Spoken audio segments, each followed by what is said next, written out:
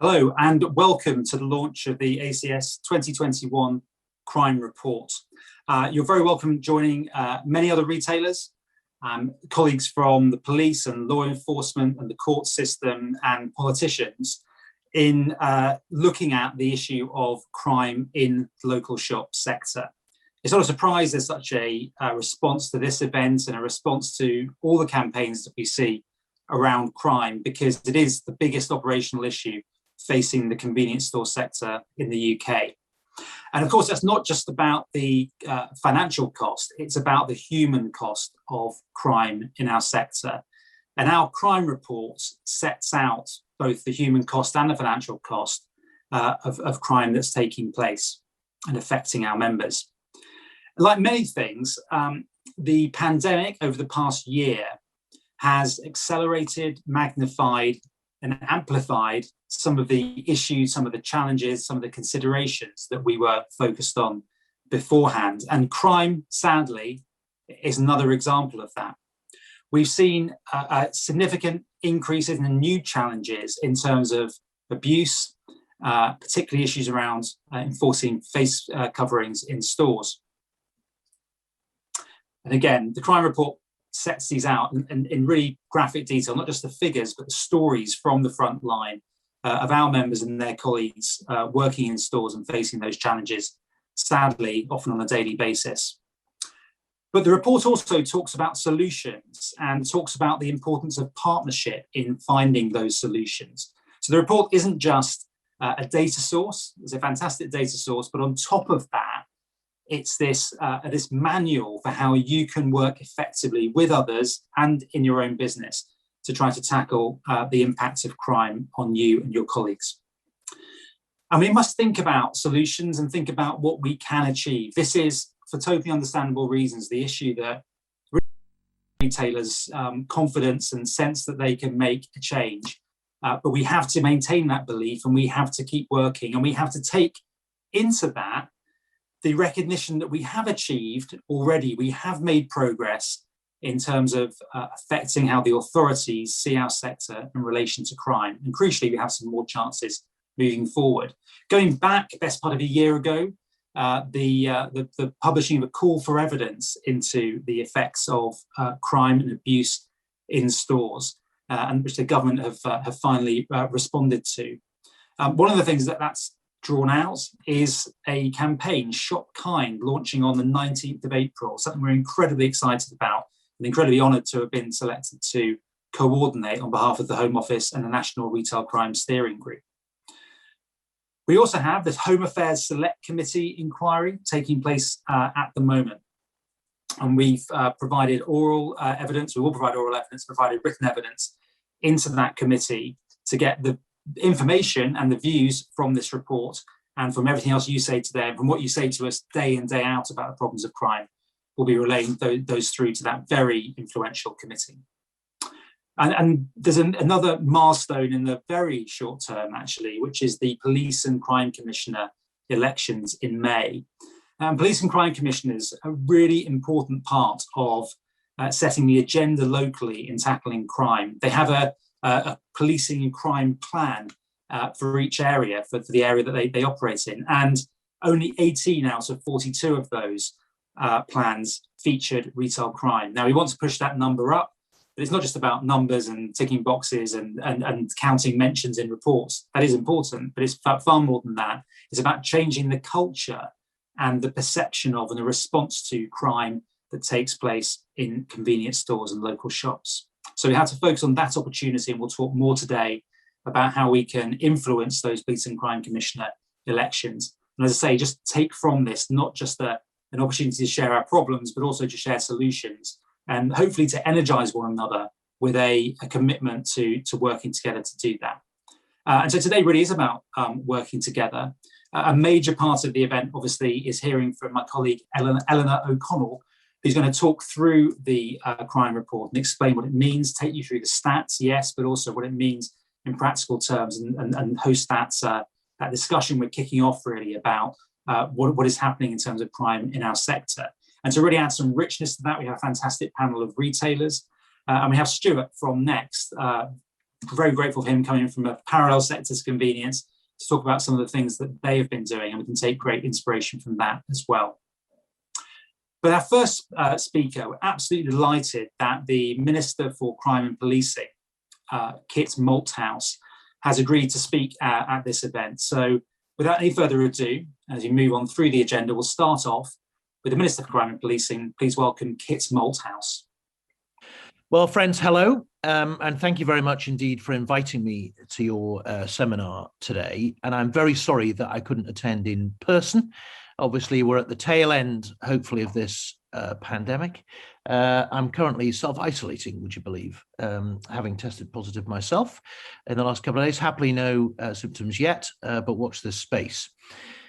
I was very keen to speak to you as part of this survey because obviously this area of retail crime and indeed business crime is very important to us. And the ACS survey does provide a significant source of insight every year, which is of enormous value in us appreciating the real life experiences of those of you out there, if you like, on the front line, the impact that this kind of crime can have on you as a business, but also critically on the wider communities which you are a part of and which you serve. And so for me, it forms a key part of the kind of architecture of us understanding what's happening out there on the street so that we can devise policy to try and address it. And I wanted just today to talk to you about 3 or 4 areas that I think are important. The first thing coming out of the survey this year that is really quite alarming for me is the drop in the reporting of crimes, that fewer crimes or a lower proportion of crimes have been reported this year than previously. And obviously that's a challenge for me as policing minister, knowing as I do that modern policing is driven very much by data. And that, you know, sometimes whenever I'm talking, for example, to rural crime, people who are interested in rural crime in my constituency, I often say to them that it's a bit like that interesting philosophical treatise. If a tree falls in a forest and no one's there to hear it, does it make a sound? Well, if a crime occurs and nobody reports it, do the police even know it happened? And it's absolutely vital that we get everybody in this area to recognize that reporting is so key and so important, so we can A, see the real picture, but B, that police are able to justify the diversion of resources towards this area. The second thing to talk to you about, and I recognize this from the survey, is the enormous investment that you put in to crime prevention initiatives. I see from the survey about £175 million has been invested, which is enormously welcome. And sits alongside some of the work we're doing through our Safer Streets Fund on the same sort of lines. One of the key things we know about crime is that it can be prevented, and very often that involves hard infrastructure to do so.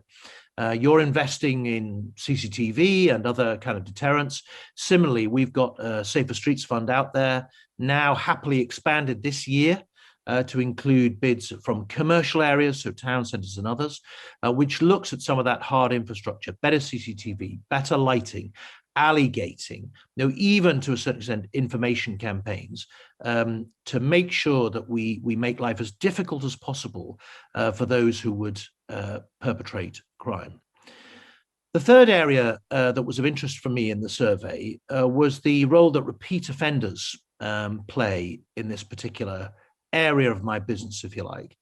And I do recognize that the repeat offenses and the repeat victimization that's caused by many of these people is really corrosive, both towards you and the staff who work for you on the front line, but also, frankly, to people's conception of where they live and what it's like, their comfort and sense of security in the area. And so we have done quite a lot of work over the last year or so to focus particularly on these offenders, many of whom are driven by an addiction either to drugs and alcohol. On drugs, you will know we're taking really assertive action now right across the board to deal with this awful scourge in our society, taking out drugs gangs who are trafficking drugs into towns and cities through the county lines sort of business model. We knocked out something like 550 county lines out of a population of sort of 2,000 in the last year. And we're really ramping up the effort on that. We've also got the largest increase in drug treatment money for the last 15 years, which we think will help, particularly with some of those very difficult people who are cycling in and out of prison. It's largely focused on prison leavers to try and keep them on the straight and narrow.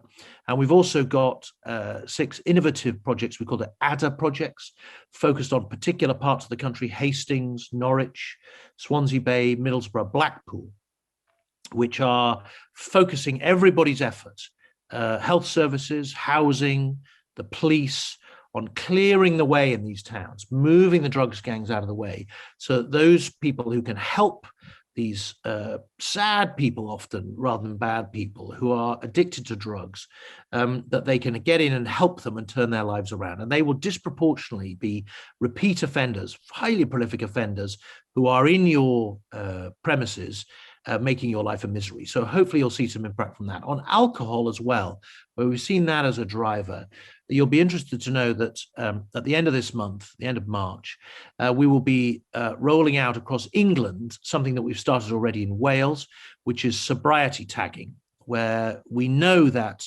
offenders offend because they are under the influence of alcohol. So if we remove the alcohol from their lives, we can stop their offending. And we can do that now by strapping a tag to their ankle that tests their skin every few minutes to make sure they're not drinking. It keeps them sober. If they do drink, there are consequences, and they won't necessarily stay free, represented to a magistrate for sentencing. Happily, so far, our experience in Wales points to compliance up in the high 90th percentile. Enormous success. And as I say, we'll be bringing thousands more of these tags across into England, which are perfect for the kind of alcohol-driven acquisitive crime and often violence that you see in your shops every week. And I hope you'll see impact from that as well. And that points towards the fourth area that I just wanted to mention, which was about violence and abuse against workers in a retail environment. This has been a cause of enormous concern, exacerbated, I have to say, by the lockdown provisions required because of the pandemic and the particular position that retail workers, particularly in food, have been placed in. We are very focused on this as an issue, and through the National Retail Crime Steering Group, we're doing enormous amounts of work. The ACS has been pivotal to that work, and I'm very grateful to them for the part they've played in making sure that we get the information out on best practice, that we urge people to report and we understand what the data is telling us, and that we communicate well through things like the Shop Kind comms campaign, which the ACS, as I say, was pivotal in bringing into place. It's really been a fantastic forum to bring industry, the police, the Home Office, and other partners together to focus on this particular issue. And we do know how important it is to you that your staff are safe and well, and that they don't have to put up with people repeatedly victimizing them or being violent or abusive towards them in a completely unacceptable way. Lots done, but still lots more to do. And then finally, as I say, just to circle back around to what I think is really promising, which is the Safer Streets Fund. You've done lots of investment. We're willing to match it. I hope that you will participate in some of the bids that police and crime commissioners and now local authorities can put forward into that fund. We're open for bids at the moment. So if you're not looking at one, please do find your local authority or PCC partner and urge them to bid. If you think there are particular things you can do from an infrastructure point of view to prevent crime, we'd be more than willing to hear from you.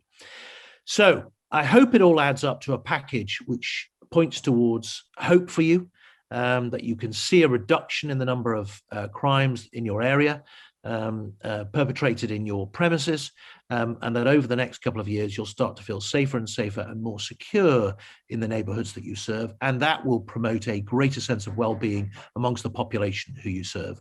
Very grateful in particular to the ACS for their partnership, for their really strong advocacy, I have to say, for the sector, and grateful to all of you for participating in this seminar today. I hope you have a useful and informative session. Thank you very much.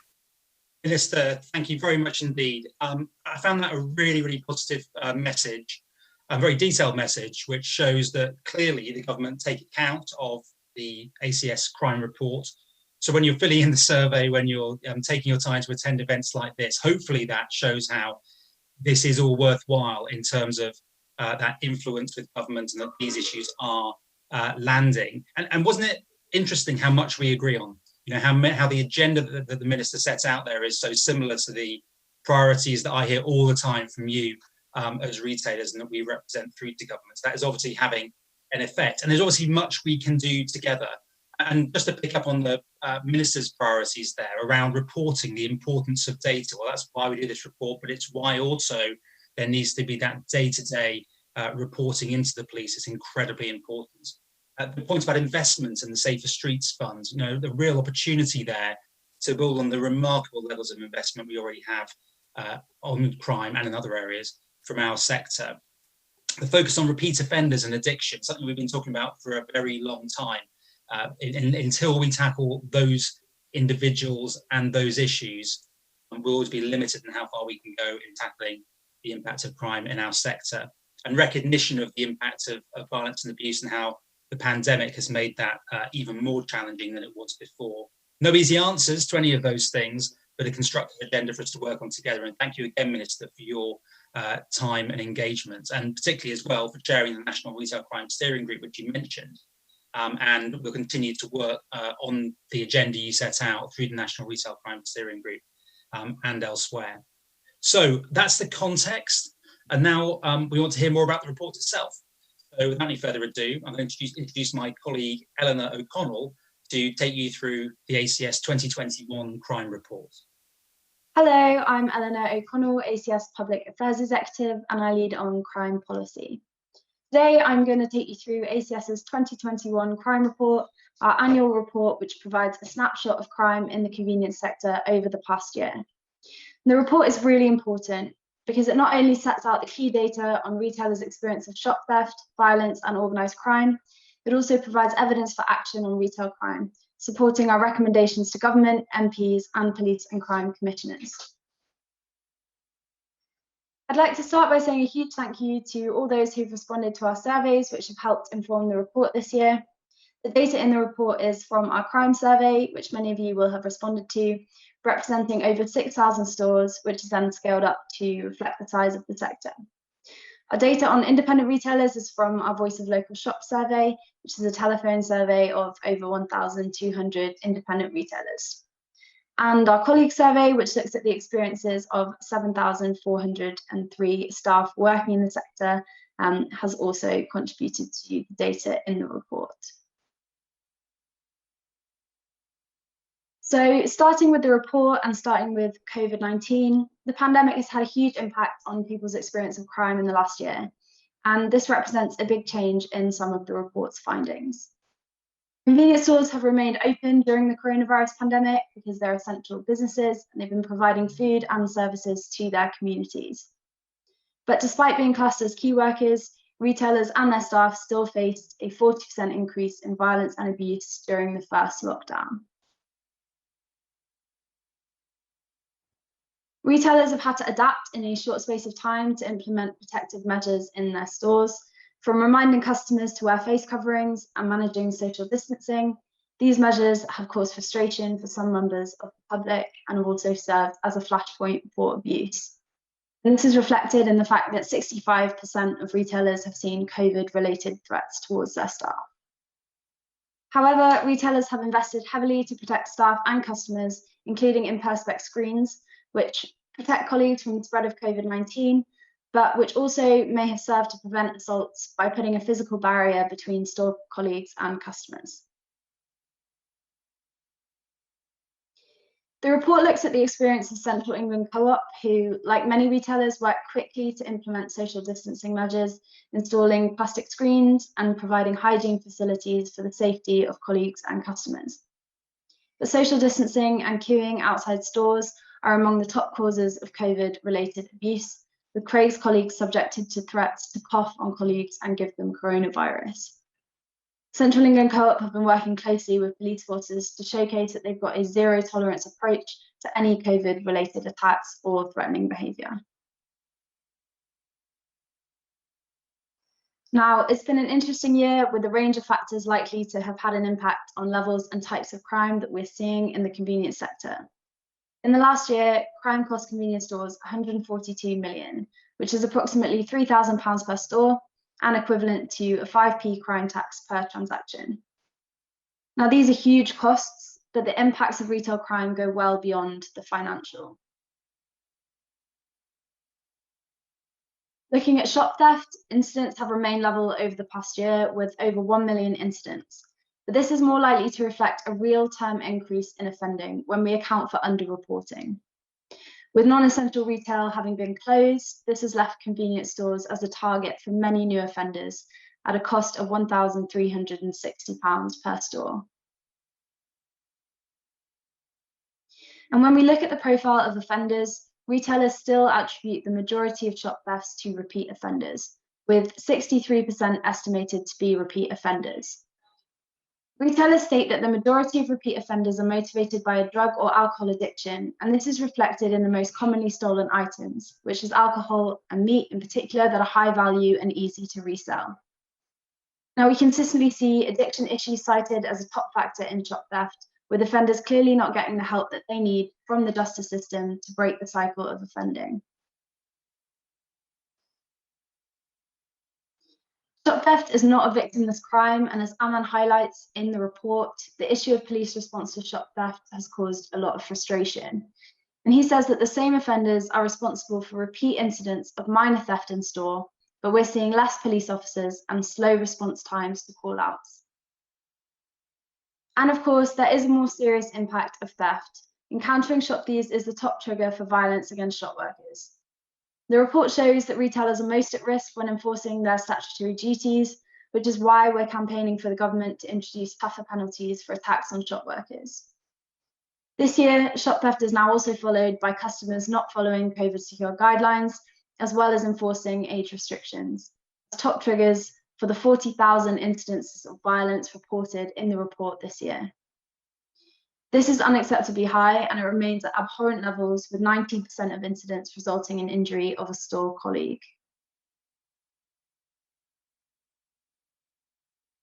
Verbal abuse continues to rise, with over 1 million incidents. And once again, we asked about hate crime, and it's especially concerning to see that 21% of verbal abuse incidents are deemed to be hate motivated. Our colleague survey has also found that 89% of colleagues have experienced verbal abuse in stores, and on average, they rate their safety in stores as 6 out of 10. Anita has shared her experience of violence and verbal abuse incidents in the media and in a case study in our report, highlighting the devastating impact that these have, with offenders becoming more violent for less and over smaller issues. Anita says, "We need to feel safe in our job, and it makes me question whether to continue the job I love." When we look at the nature of violent attacks, over 10,000 incidents involved a weapon. Now, the majority are knives, but we also see other weapons being used, such as syringes, and you'll see this in the report through the eyes of Craig, a store manager who was threatened with a syringe by a shop theft offender. As well as violence triggered by theft, COVID guidelines, and age restrictions, there were also over 7,000 incidents of robbery in convenience stores at a cost of 8 million to the sector. To tackle this, retailers are investing huge amounts in keeping their colleagues and customers safe, with 175 million invested across the sector in crime prevention. The top areas for investment have seen security staff and intruder alarms high on the list, and this isn't surprising with the coronavirus guidelines and lockdowns. And as well as CCTV, we can also see that perspex screens are a top feature, and external security has also been a priority in the last year, with each store spending an average £3,700. Now, Connolly Spa are a brilliant example, having invested in a CCTV system and also facial recognition, which also works with people wearing masks to identify those repeat offenders. Organised crime has remained at relatively the same levels as last year, and feedback from retailers initially indicated a small drop during the first lockdown, with reports of that creeping back up to usual levels now. There were over 8,000 burglaries at a cost of £15 million to the sector. There were also an estimated 800 ATM ram raids, which, as we know, tend to target specific regions at a time at a significant cost to businesses. And when we look at the relationship between retailers and the police, retailers are overwhelmingly dissatisfied with the response that they get to retail crime in their business. Business and retail crime is still not identified as a priority in over half of police and crime commissioners' plans. We know that retailers' perception of police visibility in the community and their investigations of incidents contribute to a cycle of a lack of reporting.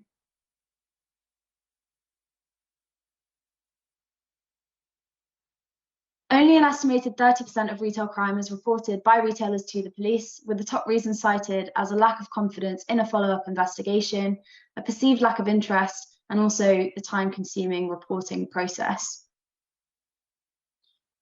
But Patrick Holdaway highlights in the report that whilst a lack of response or a police presence might not be expected in some cases, it's still really important to report every crime to ensure that accurate data is gathered on the levels of retail crime and theft in the sector. And this data can then be used to better inform police response going forward. Alongside our annual crime report, we also, of course, publish the crime guidance to support retailers in managing the crime threats facing them, their colleagues, and their businesses. The guidance includes advice on how to report violent crime, managing workplace safety, and how to look out for scams and frauds, as well as more information on the Shop Kind campaign. And you can find that alongside the crime report. So that concludes the summary of this year's 2021 crime report. I hope that you found it useful. And thank you very much indeed for taking us through that report. Thanks for the presentation and also for your leading role in producing this report. I really do commend everyone to read the report and to look at it, not just in terms of information, but also the guidance and advice that's included in there, and also to look at the case studies and the stories of people in our sector who are facing into these challenges, as all of you are. And it can be a harrowing read when you look at some of those examples, but it can also be a platform for discussing how to tackle crime. And that's what I really want to do now. And to help us to do that, we've got three fantastic panelists. We've got Susan Connolly, runs 3 stores, Spa stores in Wiltshire. We've got Ammon Uppel from One Stop Mount Nod in Coventry. And we've got Jenny Elaine, Head of Retail Risk, Health and Safety at the Co-op. Welcome, Susan, Ammon and Jenny. It's fantastic to have you here. Thank you for giving your time to be part of this discussion. Let's start with you, Susan. And I'll ask all of you the same question, actually. I'll start with you, Susan. What stood out most for you from the crime report? What was the headline figure for you? For me, I think it was the way that crime has either stayed the same or gone up. We've seen a dramatic decrease in crime since the whole of COVID began. And I think the other one for me was the number of weapons being used in attacks and how that's gone up, and actually the weapons are varying. So that was most shocking for me, I have to say. Yeah, no one likes to see the images of knives and other things, but unfortunately that is the reality of crime in our sector. Ammon, what did you take from the report? I think the 63% of repeat offenders stands out. It's showing that there isn't much being done to rehabilitate and to help these people that are involved in these persistent attacks. So I would like to see that addressed more in the future. Yeah, that's a great point. We'll come back to talk about that a bit more, I think. Jenny, so two independent perspectives there from someone looking after a lot of stores, a lot of colleagues. What did you take from the report? I think there's 3 things for me in the report. I guess the first is the 89% of store colleagues been subjected to verbal abuse. And when you think about the volume of retail colleagues that this report represents, that means there's an awful lot of colleagues going to work every day. And I guess what it's made me reflect on is I feel privileged that when I go to work on a daily basis, I feel safe at work.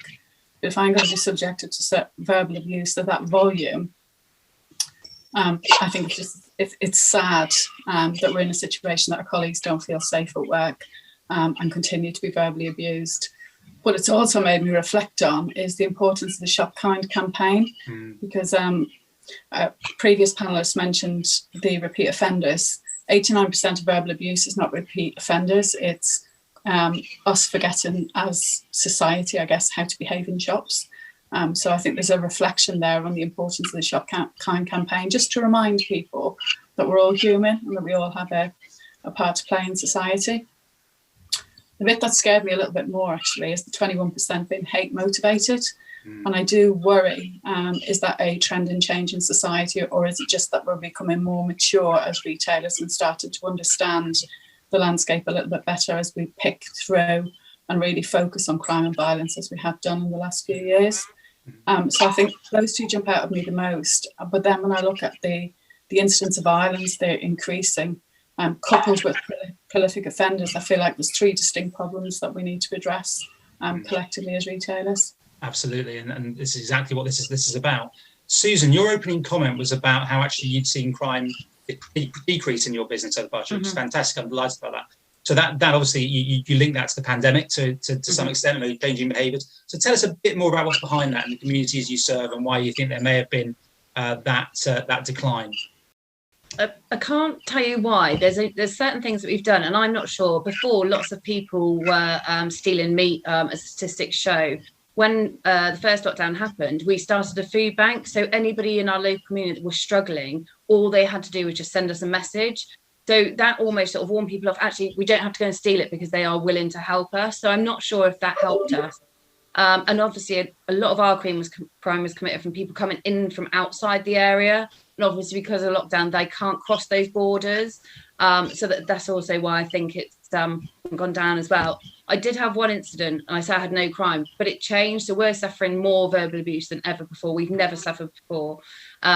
We did have one man that came in and took a coffee milkshake, drank it in the store and put it back on the shelf in another place of the fridge, which obviously was a huge risk at the time because of Corona, COVID. Nobody knew whether he had it, which sort of created a whole new problem for us about actually we have to watch it all the time because that almost could spread. So we haven't had any crime apart from that incident, but it has changed for us and how we view the store. Yeah, very interesting. And Ammon, your experience, what's been your experience over the past year? Is the behaviour and the nature of crime and behaviour in your store changed in the last year? More of the same, what we've seen before? Yeah, I sort of have seen a slight decrease, as Susan said as well.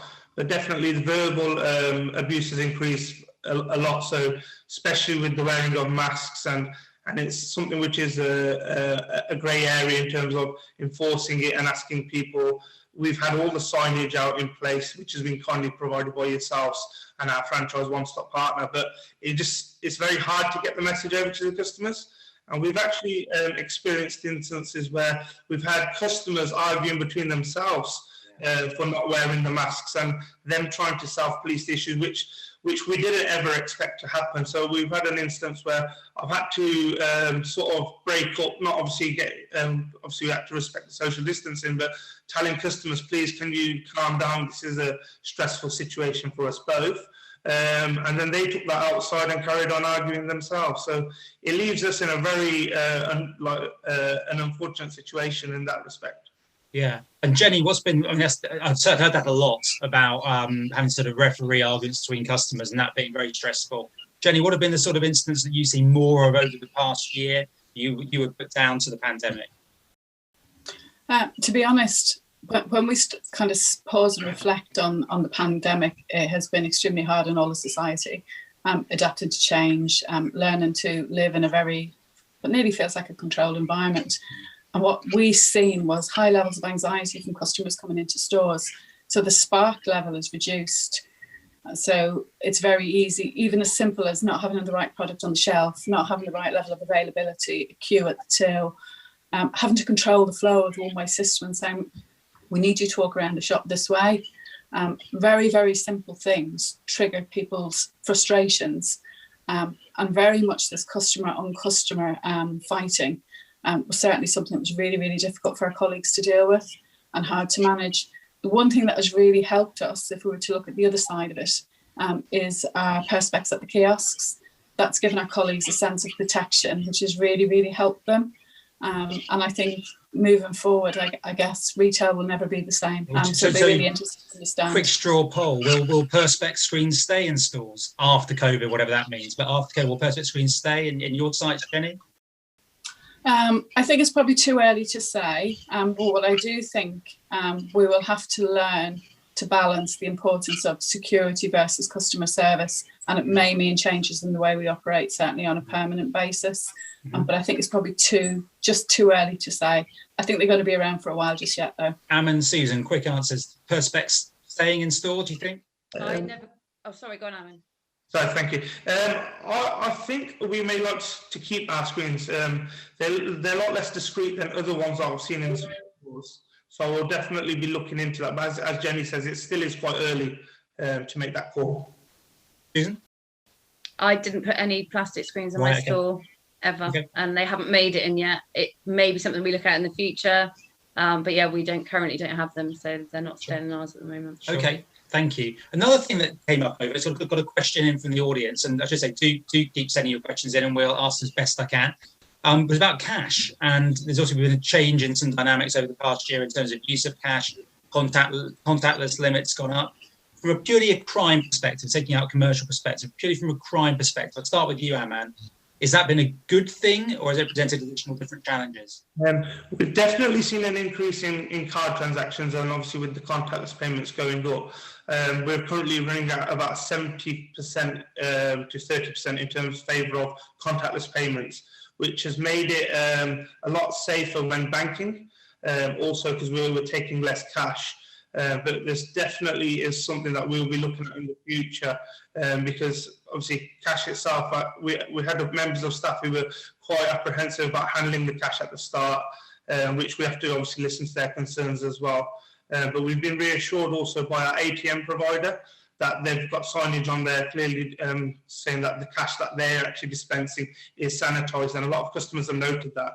Okay, that's really interesting. Susan, what's been your experience around cash, say from a crime and security point of view particularly? Crime and security, it's the same as our card has definitely gone up and decreased cash, but I'm not necessarily sure the criminals know that. So I'm not sure it does us a favour or not. So cash points are still high risk, I think. I think we're going to see them spike soon when everybody's allowed out. I think they will start hitting the cash points again, but I'm not sure the criminals actually know we're taking less cash.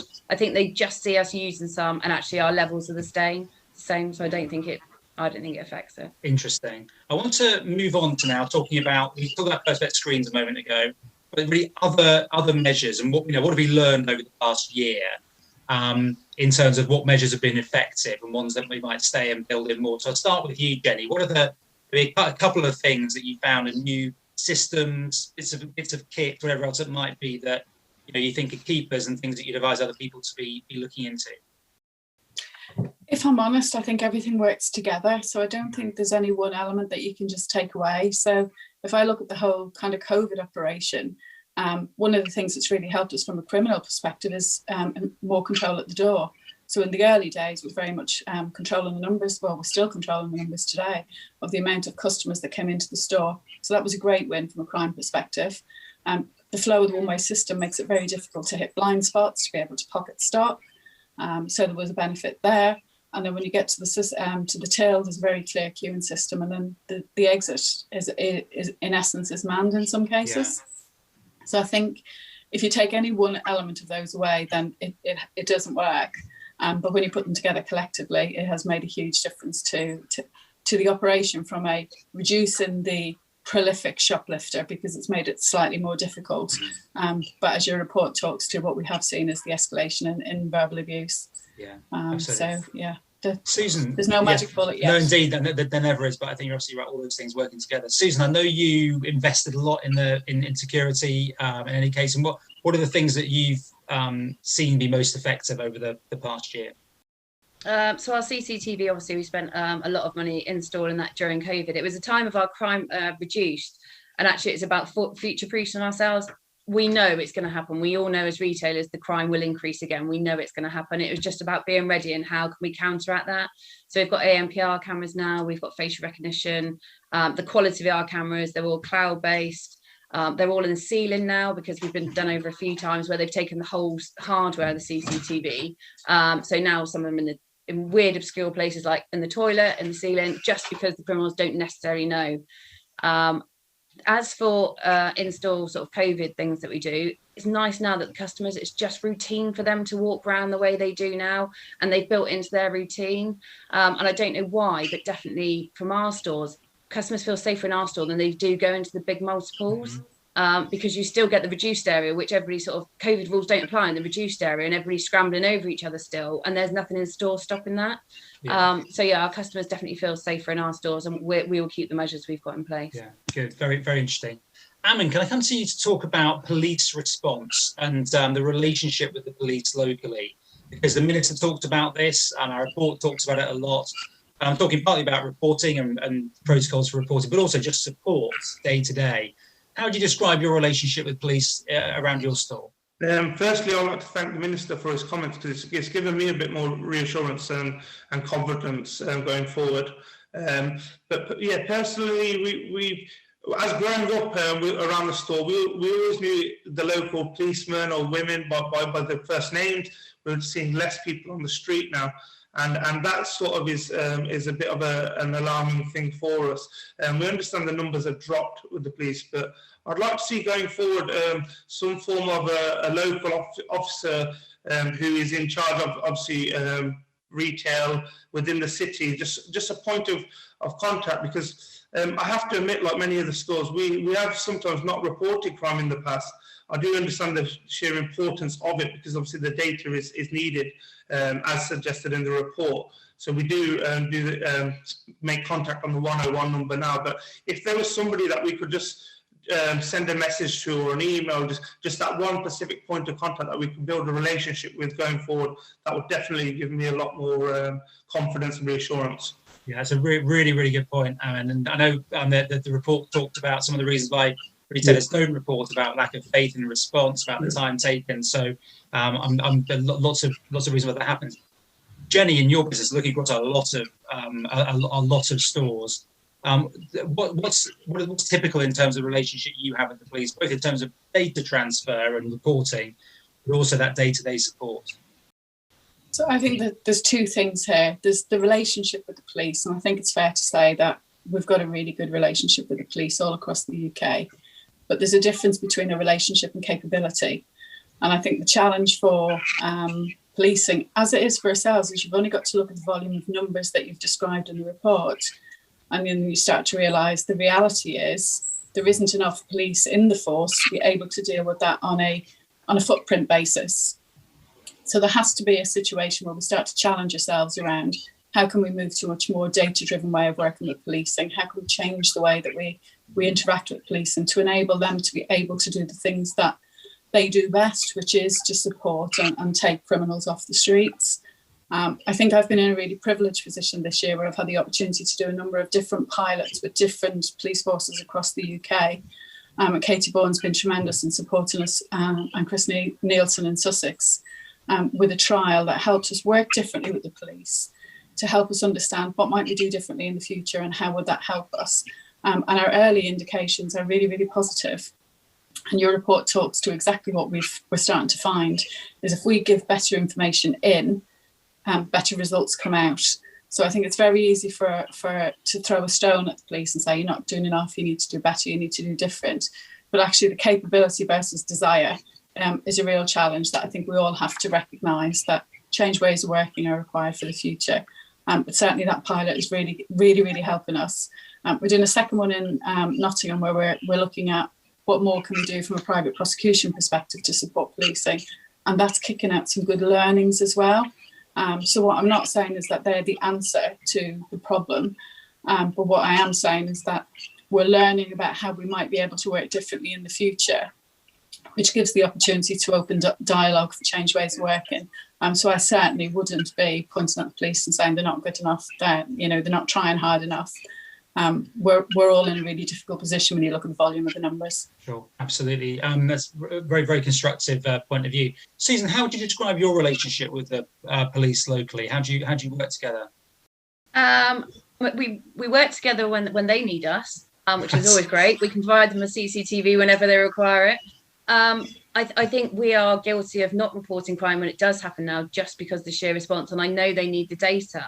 But when you take into consideration the cost of the crime, the time and effort that you have to ring 101 or Fulham, the ridiculously long online platform for reporting crime, I think we just kind of don't bother now. But we have found that Facebook is a huge way of combating the crime and finding out, okay, who it was, and actually getting them money back from them direct, because it's almost like a shame of being put on Facebook. Now, I know I face prosecution by putting them on there and putting the CCTV on there, but actually it's highly effective to a way to deter crime. But we do work with the police. They just have lots of things going on, and we don't often have a need to call them unless it's sort of a big incident. So the times I have had to ring them, they have been there and been really good. But on sort of everyday theft, I'm one of those retailers almost given up. Okay, so you're sort of quite rural, so I suppose longer response times will feed into that idea of is it worth doing this? Yeah, absolutely. Thanks, Susan. We've had a question come in. I'll turn to you, Jenny. A question about repeat offenders in one particular police force and frustration of a lack of response. So turning that into a sort of positive point, what's your playbook for how to escalate where you have that sort of issue, Jenny? What would be a tip you give to an independent retailer who's facing that lack of response? How do you get cut through that? I think one of the most important things, I guess, like, again, I'm in a privileged position that we have a number of stores, so we see the prolific offender starting to play across a number of stores. So I think one of the best pieces of advice I could give to an independent is connecting with other retailers in your local community, because the power of the collective is much better than the power of the individual. And when you can bring all of that together, you're then in a position where you can be really transparent with the police. It plays out for us brilliantly in Sussex, because what we're finding is when somebody is taken out of, or when we arrest a prolific offender, it solves the problem for a number of stores in the area. And more to the point is it gives the colleagues a reprieve, because they're not having that person come in every day and give them abuse or stealing from them, threatening them. But it's the power of the collective. So I think as long as we as retailers work in silo, and it's really difficult for an independent to get the opportunity and the time to connect into that. But that's where the unlock is. That would be my recommendation. Okay, that's great advice. I've also got a question about police and crime commissions, which is good because I was about to ask you about police and crime commissions. So I'm going to start with you, Aman. We've got the police and crime commissioner elections coming up. What do you want the next police and crime commissioner in your area to be focused on? What are the priorities you think that they should be looking at? I'd like them to pay more attention to the sector, because it is quite alarming to see that I think it's only 18 out of the 40-something officers have actually mentioned it within their reports. So I'd like to see maybe just come and have a chat with us, speak to other local businesses within the area, because I haven't been contacted. I've not even seen any literature being sent to us. And when you think these are the people that are meant to be dealing with us on a daily basis or helping with crime, that itself is a problem in itself. I know they're busy, they're on a campaign, but surely this is the point to get out and speak to stores while there is a big issue at hand. Yeah, absolutely. And I think everyone, let's try and take the opportunity as best we can, but obviously we want to be reached out to as well, don't we? Yes. Susan, in Wiltshire, what are you hoping the next police and crime commissioner will do differently? I think that they said earlier, tackling the substance abuse and the alcohol and the drugs. So I think it's almost a case of working backwards. Okay, they know these people will come in and they're still from us. Actually, it's about when they leave prison, like I said earlier, it's about sort of looking at it backwards and going, okay, how do we get to this point, and addressing it more there. Obviously, rural crime, not just sort of ours is, I say rural crime, it's things like attacks on horses and stealing cattle and things like that. So actually just looking at the sort of what crimes are going on rurally and addressing all of them, because we're lucky around here. We don't get an awful lot of theft, but we're seeing other crimes. So catalytic converters being stolen out of cars overnight. So it's just about looking at rural crime generally and working backwards. Very, very good point, because we think about tackling crime together as our sector sometimes, but obviously our local areas have got lots of different dynamics, and engaging in those local issues is equally important, it seems to me. Jenny, what are you looking for from the co-op's point of view in terms of police and crime commissioners? I guess there's two things for me. From a strategic priority, what I'd like to see business crime in their manifesto and something that they really are going to commit to care about as they move forward. And the second thing then is a connection with the community, and how do we start to really understand the root cause of the challenges in those communities and try and draw a line between the two, so that we can all step forward together, facing into root cause, but tackling it kind of at both ends. So yeah, I'd like to see significant step change. And you know what, we've got some police crime commissioners out there that do it brilliantly. So I think there's definitely best practice out there to be learned from. And as we welcome some new police crime commissioners, it might be a great time for us to step forward. Absolutely. No, a lot of new people to try to influence and explain our point of view, and hopefully the crime report will help us to do that. We're running out of time, so I'm going to ask one sort of final takeaway, whether it's something from the report that really struck you, it's a piece of advice you give to fellow retailers, or something you'd like to say to the minister and other politicians. I'm going to start with you, Jenny, and then Susan and Ammon. So just one sort of the key takeaway from today. I think the passion from Kit Malthouse in terms of where he wants to support retailers was really prevalent in his speech today, and I'm really grateful for that. And also the fact that we need to collaborate. So I think if there's one thing that we take away today, is that we have to continue to collaborate together, because none of us can solve this problem on our own. That's a great message. Thank you, Jenny. Susan. I think keep on reporting shop crime. I know we will start more, only because it really will highlight the problem. But just to know that retailers out there is always another retailer you can contact for a bit of support. If you need a bit of advice for your store, everybody's in the same boat and we all understand. So if you pick up the phone, whether it's somebody at the ACS or another retailer, reach out for that support and a bit of advice if you need it, and you're feeling a bit secluded because you have a particular problem going on, just reach out and ask for help. That's another brilliant point. Ammon, you get the last word. What's the big takeaway, big message you'd like to leave people with? As I said earlier, definitely what the Minister said has given me a lot more going forward. But I think I'd like to speak to Susan after this about the facial recognition and cameras, and I think it's about time for me to update my system and look at it going forward with future-proofing it. And I think this is the time to definitely address that. And all three fantastic messages, so thank you very much, and thank you all very much for your contributions to a really interesting and insightful debate. So all of you, thank you very much. As well as speaking to colleagues in our sector and other convenience retailers, we try to bring into the crime report launch and to our other work perspectives from outside of the convenience store sector narrowly and into the broader retail industry. So we're delighted that Stewart Farrell, who's head of loss prevention at Next, has agreed to give a presentation to this group. So I'm going to pass over to you now. Please welcome Stewart. Hi, I'm Stewart Farrell. I'm the head of retail loss prevention here at Next. I just wanted to share with you some of the issues and some of the problems we've faced over the last 12 months and share with you some of the solutions that we've put in place to combat that. So 2019-2020 was a particularly tough year with a dramatic rise in violence and abuse towards our shop staff. We saw the numbers increase dramatically, and what was even more concerning were the levels of violence we saw. So having reopened in June 2020 after the first lockdown, we saw shocking rises in the escalation and the volume of verbal and physical abuse to our shop floor colleagues. So what did we do about it? So the first thing we did is we put out a poster campaign to all of our colleagues, reassuring them that the violence they were suffering was not a part of the job. We also gave them clear instruction how to report and where to report and how seriously this would be taken by the business. So we did this by sending out store communications to reinforce the message. We changed our incident reporting platform to include incidents of coughing, spitting, and the threat of coronavirus. We also issued further training around dealing with difficult customers in tandem with our learning and development team. We gave a guarantee that all incidents of verbal and physical abuse would be followed up and investigated by our LP field team, again, to reassure staff colleagues. We also pushed this message out along with support from our health and safety colleagues.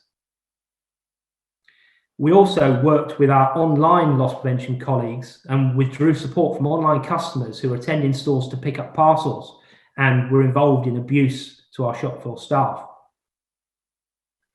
And finally, off the back of it, we launched a project into looking at body-worn cameras. So this was the body-worn camera of choice for us. And this has been used in 80 stores across 2 areas within our business. So this particular body camera that we used was used by the NHS, used by police forces, and also other well-known retailers. It improved success in reducing incidents, increased the level of deterrent, helped to de-escalate situations, and also make staff feel generally safer. Other effects of a body-worn camera are to reduce staff sickness, increase staff retention, increase the support and evidence, improve incident reporting, and improve response, amongst many other benefits.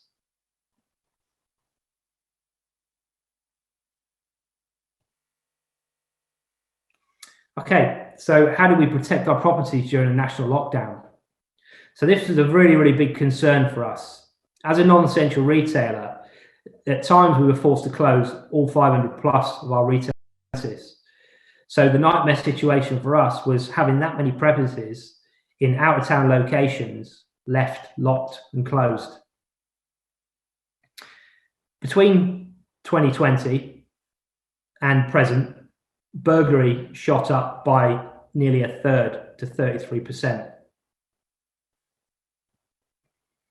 This left us with a real problem of trying to find solutions to combat a number of problems and issues that we faced with the criminal fraternity. We faced everything from local thieves through to drug and alcohol dependence, all the way up to organised crime gangs. So I'm just going to go through some of the solutions that we put in place. The idea of using many solutions was so we had a Swiss Army knife of solutions in our back pocket should we needed to roll out and deploy at any given circumstance. So one of the first things we looked at was this system from PID, also known as the Armadillo. So what it is a mobile CCTV unit in effect. It's an easily, quickly, rapid deployment piece of kit with CCTV monitoring capability. It can have its own alarm, or it can be wired into your existing alarm system. Then it can also issue an alarm response and even a voice command if necessary. So we placed this into stores where we'd had repeat attacks and we feared further attacks. It actually proved its worth the first time we used it. We had a particular problem at our stores in the Birmingham area where they'd been broken into 2 nights in a row, and we strongly suspected they were going to be broken into a third. And the first evening we actually deployed this piece of kit, the burglary team approached the store, as you can see in the bottom right-hand corner, peered through the window and saw this unit, and they were immediately scared by it and ran off. The good thing about this piece of equipment is the thief doesn't know where it's from. To all intents and purposes, it looks like a police supplied piece of equipment. So this then naturally has the effect to spook any potential thieves. Another solution we introduced was the fog cannon or the smoke cloak. And this is a simple piece of kit which can be plumbed into your existing intruder alarm system. So when the intruder breaks into your store, sets the alarm, then the smoke is emitted and it absolutely fills the room. And the idea of this is a dense fog will come out and will disorientate the intruder. Hopefully that will then force them to either leave empty-handed or with very little stock. In any case, what it does is it gets them off the premises fairly quickly. We've had great success with this product. We've seen it used twice within the last 12 months, and the effect is for the offenders to leave the store with minimal stock.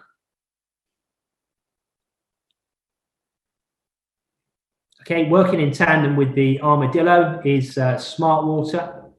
So Smart Water is a liquid which is sprayed onto an intruder when they break into your premises, and it almost leaves an indelible DNA, if you like, on either the intruder or the property that they've taken.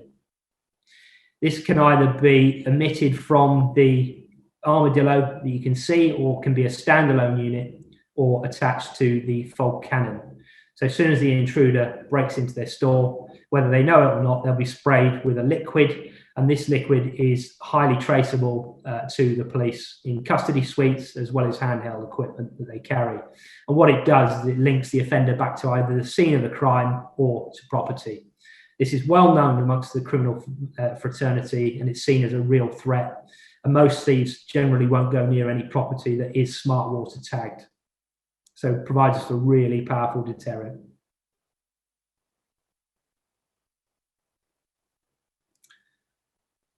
Another solution we worked with and discovered great benefits in was the mobile command unit.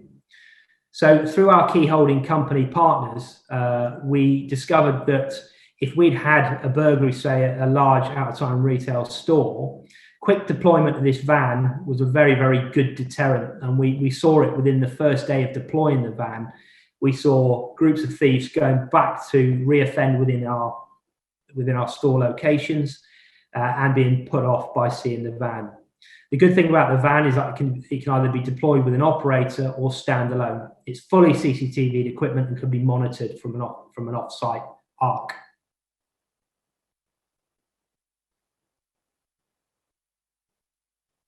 Okay, finally, we used ballistic glass filming. So as you can see, next premises generally are large glass-fronted properties. Aesthetically, they look great, yes, but also they're weak, yes. The glass fronts can be easily broken with stones, metal bars, bricks, anything that comes quickly to hand, and presents us with a real problem as they are vulnerable. So what we did is we used ballistic glass filming, which is a thin plastic coat which goes both on the inside and outside of the window. And what it does is it, in essence, provides us with added protection in that it takes the intruder far longer to get through, and it also makes an awful lot of noise. So potentially alerting people's presence to somebody trying to break into our stores. The idea of it is that it's such a hard task to break into one of our stores that the intruder invariably will give up and go somewhere else. This has been retrofitted in a lot of our stores recently, and we're interested in seeing its benefits in the near future. So there you are. I've just given you a flavour of some of the solutions that we've implemented in the last 12 months to protect both our people and our property. Thank you very much. Stuart, thank you so much. That's a really brilliant insight into the things you're doing in Next. I think it's really important that we reach out to each other in our sector and to the wider retail community. And so to have Stuart's input there is brilliant, and a real tour through some of the investments, some of the equipment, some of the solutions that they're looking at, many of which are absolutely applicable in our sector. And actually that leads me on nicely as I close up here to talk about some of the key priorities coming up. And one of those is the Shop Kind campaign. And this is a retail-wide campaign. This involves Stewart at Next and Kingfisher and lots of other retailers. It's not just about grocery, it's not just about convenience. And that's really important. So I think these are fantastic materials that Ed and Eleanor and the team have developed to really get some clarity and commonality of messaging going out to consumers. And that message of Shop Kind, I think, is really, really important. So we're absolutely delighted that we're coordinating this campaign on behalf of the National Retail Crime Steering Group. I'm delighted to have funding and support from the Home Office to do that. It launches on the 19th of April. And if you haven't already got details about it, look out for them from us. We really welcome that support and that opportunity to get this branding and those messages out as widely as possible in our sector and outside of it.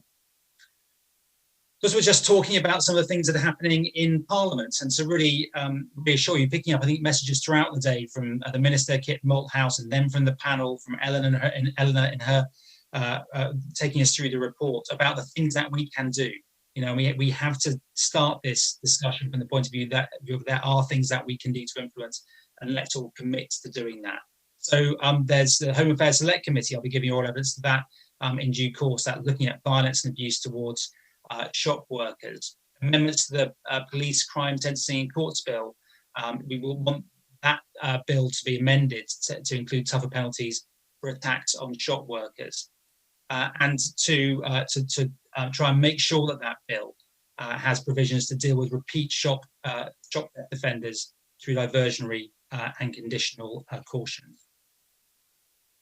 And then just thinking ahead to the next big milestone for us being the Police and Crime Commissioner elections at the beginning of May. And this is a really important opportunity, and the retailers explain much better than I could, I think, about the importance of those local relationships. And the Police and Crime Commissioner to really set the tone, set the resources, set the priorities, set the plan at a local level as to how crime is to be tackled. You probably can't read all of it on the screen there, but 4 key things that we want to focus on. Police-led business engagement teams in every force area. We think that's something that every Police and Crime Commissioner including in their plan.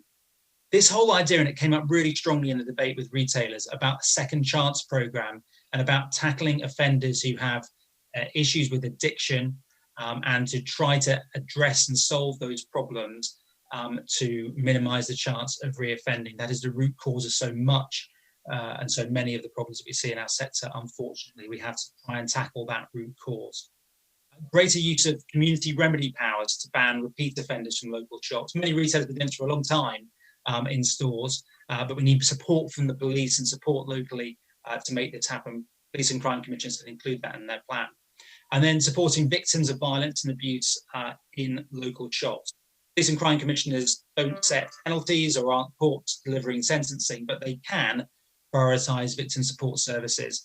And there are sadly many in our industry who need that support to be provided to them. BCCs can play an essential role in doing that. So a really powerful agenda, I think, moving forward. And we implore all of you to get involved, helping us to tackle that on your behalf. So thank you everyone who's taken part in this session today. Thank you to Stewart. Thank you to Susan, Jenny and Aman in the discussion that we had. Thank you to Eleanor for the report itself and presenting it to us. And thank you to the Minister, Kit Malthouse, for setting out what I think has been a really positive agenda for change. So, and finally, thank you all of you for joining. You've had a great response to this event. So thank you all very much for your time this morning in engaging with the report. And continue to engage with it through the year, continue to engage with our campaigns, Shop Kind, the Police and Crime Commissioner elections, and continue to put all this energy into trying to make a difference to this very, very important issue.